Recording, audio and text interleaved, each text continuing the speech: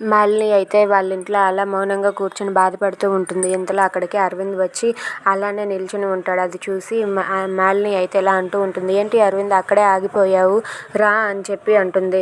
ఇక అరవింద్ అయితే ముందుకు వస్తాడు. రాగానే మాలిని ముఖం చూసి ఇలా అనుకుంటూ ఉంటాడు, ఏంటి ఇదంతా జరిగినట్టుగా మళ్ళీ మాలినికి కాల్ చేసి చెప్పేసిందా ఏంటి అని చెప్పి అరవింద్ అయితే కంగారు పడుతూ ఉంటాడు. ఇక అరవింద్ కంగారు పడుతూ ఉండగా ఇంతలో మాలిని అరవింద్ని ఇలా అడుగుతూ ఉంటుంది, ఏంటి అరవింద్ నువ్వు గౌతమ్ని ఏం చేసావు, గౌతమ్ని నువ్వేమైనా చేసావా, చంపేశావా అని చెప్పి అడుగుతూ ఉంటుంది. అది విని అరవింద్ అయితే ఒక్కసారిగా షాక్ అయిపోతాడు. ఇంతలో మళ్ళీ అయితే అరవింద్ వాళ్ళ ఇంటికి వస్తుంది.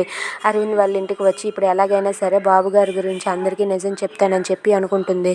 ఇంతలో వసుంధర ఇలా అంటూ ఉంటుంది, నిన్నే అరవింద్ అడిగేది, ఆ గౌతమ్ని బ్రతికే ఉంచావా చంపేశావా, నిన్నే అడుగుతున్నది చెప్పు అరవింద్ అని చెప్పి వసుంధర కూడా అరవింద్ నిలదీసి అడుగుతూ ఉంటుంది. ఇంతలో అక్కడికి వచ్చిన మళ్ళీ అయితే నేను చెప్తాను అమ్మగారు అని చెప్పి అంటుంది. ఇక అది విని అరవింద్ అయితే ఒక్కసారిగా షాక్ అవుతాడు. ఏంటి ఇప్పుడు మళ్ళీ నా గురించి అంతా నిజం చెప్పేస్తుందా అని చెప్పి అరవింద్ అయితే కంగారు పడుతూ ఉంటాడు. ఇక మళ్ళీ ఏం నిజం చెప్తుందా అని చెప్పి మాలిని వసుంధర వాళ్ళు ఎదురు చూస్తూ ఉంటారు. If you like this video please like, share and subscribe.